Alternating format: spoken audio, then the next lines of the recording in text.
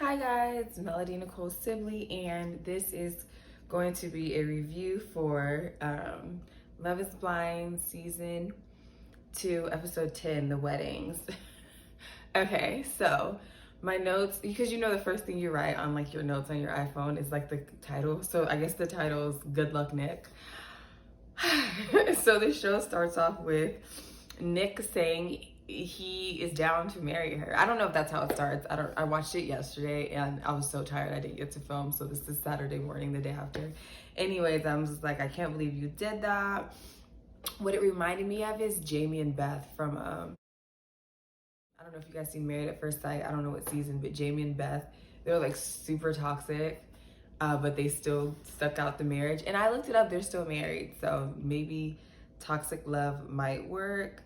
Yeah, so next scene, that one, I can't believe Nick said yes. But and Danielle, I don't know, the look in her eyes, I don't know if it's because her eyes are colored and her hair is dark, so and her skin is pale, so it's like piercing. Because she has like a nice colored eyes. But I don't know, she looked kind of crazy. Like the way her eyes were looking was like spooking me out. But like if that's what Nick wanted, then he got what he asked for. Okay, so next we get to Shake and his friends. He's saying that he isn't 150% sure, just 80% because of physical attraction. Like he's been saying the entire time, we knew he was an F-boy since he was asking in the pods if he can pick people up and put them on his shoulders. And like, don't get me wrong, because I've definitely been that person, like, oh, like, how tall are you? And if I hear 6'3" or taller, I'm all in. If I don't hear 6 something, I'm like, eh. And then it's like, that's how you stay single in your 30s. Like, you got to get it together, Shake. Like, you're never going to find another, y'all know I can't say her name. You're never going to find another her. Anyways, so yeah, I feel like if you found someone you connect with on a level you never thought existed, you should treat that right and stick with it. And then he does say that he's an only child. And then like a lot of things that he said in the past start to make sense. Because when you're an only child, I have one kid. When you're an only child, they're used to getting their way. So when they don't, or things, they don't get exactly what they want, they throw tantrums or they're not happy. So like, I'm like, if a psychologist would be able to say more why he acts like that. I'm not like all the way for like PC culture, but like I'm glad we decided to call Native Americans Native American and Indians Indian, because that makes everything a lot less confusing. Okay, then we go to the wedding. Those Indian clothes were so fly. When shaking them, they were dancing. He's like, oh, and I'm like, hey. And I don't know, I was just like really vibing to like the music. The clothes were like immaculate. Like who sewed all those, it was just who sewed all those beads, whatever, on her gown. Like, I don't know, that was just amazing. Like the detailing in their outfit. Then Shake is all like happy and giddy. And as soon as she walks out looking super gorgeous, he's like, looks like, oh my God, oh my God, oh my God. And it's like, no. You should have had that same energy the whole entire time, but you didn't. Like, so stop. Like, today's not, I mean, today is the day, but every day should have been the day. So anyways, I said I cried. So I guess I cried. That the wedding must have been that emotional that I cried. Oh, I cried because she said no. That's why I cried. I'm like, let me finish reading this. Yeah, so you go, girl. I was so happy she said that. He like was not in for it. He wasn't ready for it. It took him by surprise. That's what he gets. I feel like this episode, justice was definitely served to multiple couples. Multiple people got their karma in so many ways. I was so happy. Like, go underdogs. Because your partner tried to play you and you took a W. And I was so happy to see Shake take an L, because he was an F-boy the whole show. And I was so happy for Deeps. I wrote Deeps, so that must be how you say it, right? Deeps. I was so happy for her. You deserve that. Thank you for choosing yourself. I'm sure that was an inspiration to so many women when their man or whoever they're dating isn't acting like that, isn't reciprocating energy. And the fact that she was willing to walk away and not just settle for a husband that doesn't even full on 100% want her, win. And then he's all super gaslighting Well, it was cool that he still was like, no, this is still a celebration. But then he was gaslighting, saying, oh, if she would have said, if I would have said yes, she would have said yes, telling other people, I'm sure they were his friends or coworkers or like probably other veterinarians in the area. If I would have said yes, she would have said yes. Like, she only said no because she knew I didn't really want her. And it's just like, you're trash. You're, oh my God, Deeps dodged a bullet. They call themselves brown. You dodged a brown bullet. Like, he was gross. And then he just couldn't stop talking about it. Like, he was bragging about being able to handle rejection. Like, no, you can't. Because if you could handle rejection, you would have been quiet. And you would have just been like, dang, I mean, like, I did like her, but, you know, I didn't appreciate her as much as she should have been appreciated. So she made the right choice. You know, like, we'll both find other people. It just wasn't meant to be. You're over here, nah, it's because I didn't really want her. Like, you just sound like a high schooler. It's like, you think you're so cool and you're not. Like, no one's rooting for you. You look like a straight loser. Anyways, yeah, he just had diarrhea of the mouth. He just kept talking, going on and on about how basically how he kind of never wanted her. Like, this is the only girl I could ever take rejection from. Like, you're not taking this well. Like, I hope no one else rejects you because you are taking this horribly. Trust me, I've been there. I think I've been rejected one time to a situation I really wanted, and I didn't take it well either. So I completely understand. That's not taking it well, sir. You're taking it horribly. You're embarrassing yourself. Anyway, so then we go to the next scene. Natalie's crying about an argument and Shane's venting to his friends about what happened. Then it shows to flashbacks of like all the nasty, condescending things Natalie has said. I know some people like that type of personality. I personally despise people like that, like the rude things she's saying. She walks like this, and it's like, if you're gonna walk and lean like with your shoulders like this, I don't think you should be making fun of people. It's like, sit up straight, roll your shoulders back. If you're gonna talk about somebody, you need to be like the most poppin'est person in the world. And it showed one of the flashbacks when they were on the beach, and she's like, I'll take your shirt off, and then he started to like take it off, and then she's like, no, wait, put it back on. And it's like, ew, who are you talking to? Like, not that Shane's all this and that, but like, girl, what if somebody told you to take your shirt off? I don't know what she looks like. I'm not basing this specifically on her. What if somebody told her to take her clothes off and then they're like, oh wait, put it back on? How would you feel? You'd have body dysmorphia forever because a man told you to put your clothes back on. So why would you say that to somebody else? Like, those are the kind of people, it's like, why are you so insecure that you have to like speak down on others? Like, that's disgusting, joke or not. Like, I don't find that funny at all. Like, I don't know, like, suck your face to your neck, roll your shoulders back before you speak on people like that. You're not bad enough to be talking down to people. I don't know, I didn't like it. This is gonna sound so horrible, but what I noticed at Natalie and Shane's wedding was no one had lips. Like, everyone's lips were like I don't know. It's just, that's the thing I noticed about their wedding. Like, she don't have lips. He didn't have lips. His mom didn't have lips. None of the guests, they're like, it just looked like lines. I don't know. I'm in Southern California. So if you don't have lips, you bought lips. So everyone has like a full. Hey guys, so change of scenery. Had a little technical difficulty. And then I just decided to like run errands and stuff. So I'm back. So what I was saying was, I was being a little rude, saying how no one at Shane and Natalie's wedding had lips. So I'm done with that part because I kind of felt bad for that. Anyways, and then if you saw, I have the laptop instead of the phone, but if you saw the way the moms looked at each other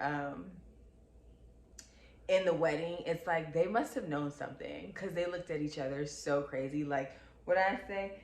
They looked like they were beefing at a funeral. Like, the two moms, Natalie's mom and Shane's mom, it didn't look like a wedding. They sat at the opposite sides and they were like they knew something. Well, I said I was in complete shock. I wasn't betting on Natalie saying no. I thought she was like super, super, super into Shane.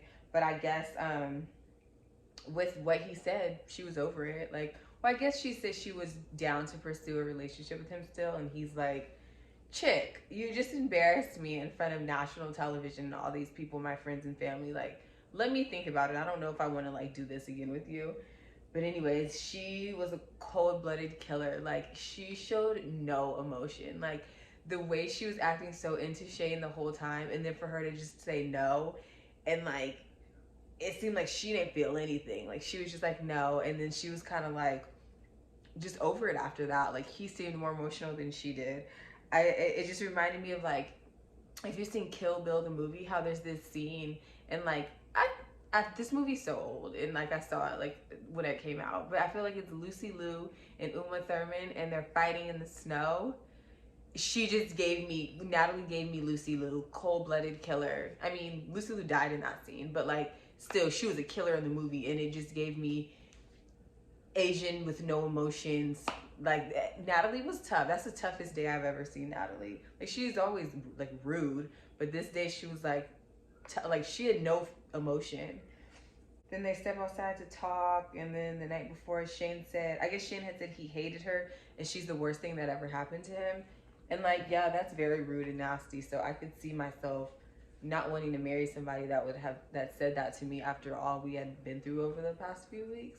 So I get it. Natalie's walking down. Oh, so she was saying that when she walked down the aisle with her dad, she felt safe. And with Shane, she didn't feel safe. Did she say safe and secure? Yeah, she said safe and secure. And she didn't feel like that with Shane. So I remember being at my brother's wedding, and in his wife's vows, she said that she feels safe with him. So I'm like, yeah, if you don't feel safe with somebody, why would you marry them? But can you feel safe with somebody after knowing them for 2 weeks? I don't know. Now we're on to Sal and Mallory's wedding. Super, super, super gorgeous. The color scheme was on point. Mallory looked beautiful. Sal looked handsome. The crowd was dressed nice. The wedding party was all attractive. It's like, that's the Latin version of the way I want my black wedding to look. Like, she looks good. He looks good. The family looks good. The friends and family look good. The bridal party looks good. Everyone looks good, and everything's just nice. Like, everyone was attractive, and I loved it. That was like the most attractive wedding. It just looked like a classic wedding. Like, it just looked like a classic American. Well, he did have the mariachi. That was pretty cool. I thought it was a cool touch that they added that, they incorporated that in their wedding, their culture. So yeah, it was cool. Yeah, Mallory's vows were even beautiful. For the first time, I actually felt like she liked him. I felt like, well, this might be like the third time. I felt like she liked him after she slept with him. Remember that night she woke up in Mexico and the look on her face was different, and then she had said that she needed to go to the pharmacy because she had just slept with him, and it's like, okay, this is like, I just had sex with him. I'm kind of feeling him vibe. And then she kind of wore off again because she saw Jared, I think, after that. And then this is the second time I actually was like, okay, like, she's always saying she loves Sal, but like, where's the action behind the words? And this time when she said the words, I actually felt like she actually did kind of like Sal when she was saying her vows.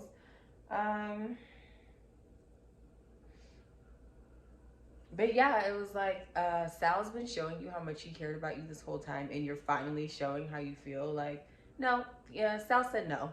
And I'm happy Sal said no. And Mallory, I think she would have said yes. She's all acting like all tough, like, oh, I don't know what I would have said. You would have said yes, and your feelings are hurt. But it's cool that you put on a brave front. You took that rejection way better than Shake did, and better than Shane did. So kudos to you for that. And then after that, when she comes back to him after he had said no and they're sitting, she's like, hey, you. It was all game from there. All game. Trust me, I've gamed men before. Everything she said out of her mouth was like a, like, it was just game. Like, BS. All BS. I was done with her. Sal, don't date her. I believed her when she said the vows, but once you dogged her out up there, he didn't even dog her out. He apologized. What did he do? He apologized to the family after. Anyways, and she was like, hey, you, and just the way she was talking, and he's like, I think we can go on a date. And she's just like, I could tell she doesn't like him. She's done. She's done. I think she said what she had to say in the vows, and if he would have accepted it, they would have been married. If he would have said yes, if she would have said yes, but the fact that he said no, she's back to like games. Like, go find yourself a black man, because I can tell those are the games you want to play. Like, you're giving me black I date black men energy with the way you're talking to Sal. It's just disrespectful, ma'am. Now, last and least, because it's Black History Month and I'm very upset as a fellow black woman. Ayana, why would you make a fool out of all of us like that? So it goes to the scene where she's trying on the white Nike Air Max 97s, asking how much they are. They're $170 at Champs and Foot Locker. I've tried them on and almost bought them, but I got something different. I didn't want my white to get dirty. Those shoes were fly. Then they show a recap of Jared and his friends laughing how they thought he'd be a 40-year-old bachelor. Like they thought he wouldn't get married and have kids. Like, how is that funny? Like, I'm not dating anybody who all his homies are gonna be like, oh, we never thought you'd get married. Like, you never thought he'd get married. Like, what has he been out here doing? Because he's acting like he's been groomed for marriage his whole life, and his friends are acting like he's been a like hella bachelor his whole life. I don't know. She didn't hear that anyway, but I wasn't laughing when they were laughing like that. I did think it was cute how she was crying when she was getting dressed in her little dressing room, and she was like, I always call myself a thug. I'm a thug that cries. And then how he was in his room and he was like, I'm a thug. And I was like, that's cute. That's probably cute because I say that, but it's cute too that they both weren't even in each other's space and they were saying the same thing. And I'm like, okay, maybe they have some similarities, I guess. And then her parents come in looking super young. Oh my God, her dad, Ayana's dad, he's married, so I'm gonna be quiet because that's disrespectful. But that could have not been my adopted dad. Especially, she got adopted when she was like, what, 18 or 22? Something like that. That's a grown woman. Like at 18, I don't know, that man, that's a grown man. I don't know the way that, but you know what? Her dad is my exact type. My exact type, but obviously older. But I was like, I was having a hard time concentrating on the show because that dad was fine. That dad was fine. Anyway, Jesus, please forgive me because that man really is married. Oh, and then I love the fact that they prayed. Was that like the first prayer of the entire 10 episodes? Y'all should have been praying, especially being on this show, except for Kyle, because we know you don't even know what godly means. We know you don't pray.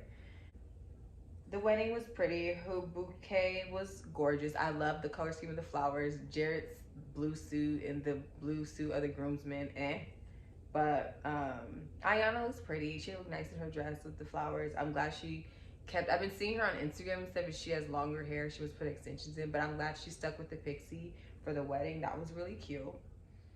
Then we get to when they say their vows, and Jared still, once again, I mean, I know vows are kind of, I guess, when you say why you love the person, but once again, he talks about everything that she does for him. And it's just like, what do you do for her? Because it sounds like she'd be a good wife to a man besides her like insecurities and obsession with Mallory. But she seems like a good wife, but she nurtures me and takes care of me and makes me feel like, are you doing those things in return? I mean, she did say ditto, so I guess, I mean, you know what, the way they film it for us to think like this. So I think like this. I don't know what's going on behind closed doors, but from the looks of it, Jared didn't show me any husband qualities. I saw no checks for him. There was nothing positive. But I mean, to each his own. Good luck, Ayana. I'm not buying it. But yeah, and at the end they were making homie joke. I thought she was introverted. She seemed extremely extroverted at the end. I get it, it's your wedding day, turn up. And I'm extroverted. Obviously, I'm making these videos, so I get it. Actually, I'm both. But anyways, you know what? Maybe she's both. But she looked like a lot of fun at the end. Like, she looked like somebody he could go out with and have fun. They were making jokes, so they do say marry your best friend, so it might work out. They seem cool together. I just would hold on to the fact that he chose Mallory first. That's just my personality. I remember everything that I don't like, so that I just would have to move on with somebody else. But good luck to them. They do seem like they get along well. It wasn't really any argument, so that could work out. What did it say? Now we're back to Natalie talking about nothing, how she still loves Shane and the door is still open. Mallory says this day showed her she really wants to get married. Shouldn't the whole entire weeks that you've been there show you that you really want to get married? Like, Mallory, I'm confused. Wasn't the whole point of you signing up for the show because you want to get married? How could this day show you really want to get married? What? I don't know. I'm so over her. The only thing she's, you know how some people, what do they say, children, or what's that quote where it's like, just sit there and look pretty and don't talk. Like, that's what I'm getting from Mallory. Like, you're so pretty, but like, what? The things that come out of your mouth and just the way you act, I just don't like it. Then it shows the receptions and Jared says, I'm glad God talked to my heart and told me to choose Ayana. But you didn't. God told you to choose Ayana? Or God didn't tell you anything. I don't know. God, I'm sorry. I don't believe God told you anything. I believe that you know what's meant to be is going to be. And since Mallory chose somebody else, you're going to choose what else is left. But God did not tell you to do it. Or did you just disobey God and choose what you thought you wanted? My phone is done with me. So I'm done with this video. All in all, I think if Sal and Deeps would have been more of each other's style, I think they would have been a good match because they were both genuine, honest, sweet people. And what this show has taught me is that insecurities are so unattractive. Picking people just for looks. I saw a lot of myself in Shake when he was like, can I put you on my shoulders? I am a person that was only dating 6'3" and up. 230, closer to 250 was hot to me. That's not cute either, and I see that that's not going to work if I go about life like that. I was acting like Danielle, acting like crumb crying in the closet. That's embarrassing too. Insecure like Ayana, but what about her? Like, I just saw a lot of that in myself, and it's really taught me, wow, I need to de-shine. Anyways, it's really taught me, like, you know, just work on your insecurities. I'm actually in therapy, so I mean, that's taught me how to, what's the word? I don't know, how to like work through relationships differently. But I just feel like most of them needed therapy. The only people that seemed ready to date were Deeps and Sal, if you ask me. The rest of them needed help. God bless you guys. All right. I don't know what show I'll do next. Tinder Swindler is already kind of old, so I'll figure something else out. All right. Bye, guys.